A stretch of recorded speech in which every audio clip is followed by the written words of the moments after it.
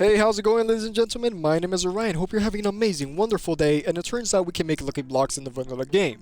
Obviously, we don't have access to the lucky blocks that we see in mods, but we do have access to these black mystery blocks. Now, how do we obtain these cool looking black mystery blocks? Well, before you start a world, go ahead and activate cheats. After you activate cheats, activate Education Edition.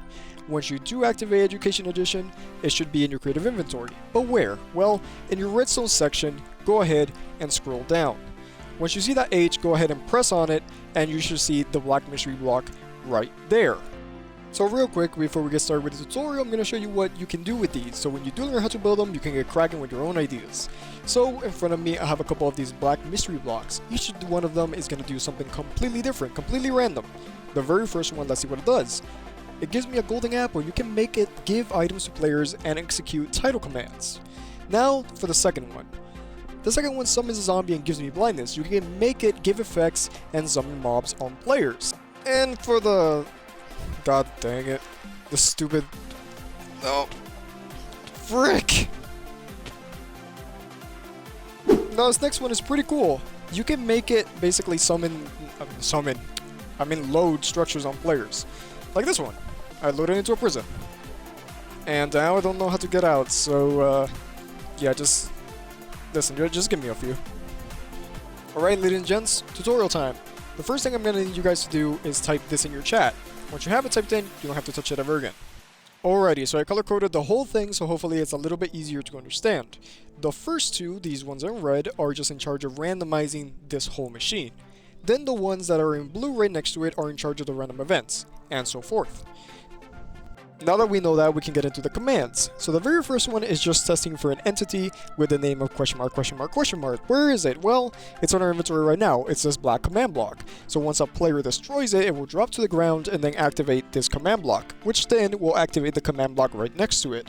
This command block is just in charge of randomizing the scoreboard that we did earlier between the numbers of 1 and 4. Now then, if you have more than 4 events, you want to increase this, maybe 1 to 15, 1 to 14. It all depends on how many random events you have. In my case, I only did 4 for the sake of this tutorial. Now then, these next command blocks are in charge of the random events. Now I'm going to skip over these 3 because these are important for later. They're a little bit more complicated, but I will go over the simpler ones. So this very first one is just checking if that random number generation lands on 2, and if it does land on 2, the other ones will fire. And then the first one over here is just checking if it lands on 1, so you get the idea. The first command block is always going to be testing if it lands on a specific number.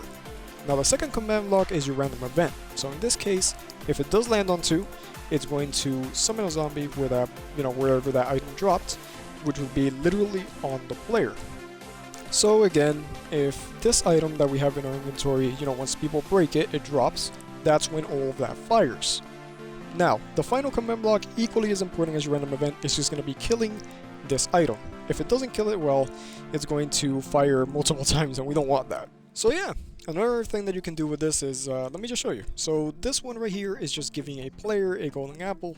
You can make it with the /give command, you can make it with the /structure load, which I'm going to go into right now, actually. So how do you load a structure right on the player? Well, let me just show you how. So how do we make this appear right on the player? Well, the first thing you're going to need is a structure block. In case you don't know how to give yourself one, should be on the screen right now. Type that in your chat and you should have one. And then, just go ahead, once you do have this set up, build whatever you want inside of this box. Put furnaces everywhere. It doesn't matter. Whatever you build should spawn on the player. Then, don't forget to save it, give it a name. In this case, I don't know, I'll name it tutorial, I guess, for the sake of, this. So now, like I said, it always starts with checking if it lands on a specific number. So then, once it does land on a specific number, we're going to execute at that item, which then is going to execute at the player, which then is going to load the structure and whatever you named it, so structure load, whatever you named it, and then tilde, tilde, tilde. These 3 tildes just mean that it's going to spawn directly on the player. Yeah, and another thing that you can do with these things, I kind of forgot to mention, is you can make it give effects. So if we go over here to this one, it's going to basically give the player blindness. You can do stuff like that too. Now you guys should have that working, and if you do, congrats. But if you want to take a step further, you can make them spawn randomly throughout your world. I'll leave in the top right corner so you guys can check that video out.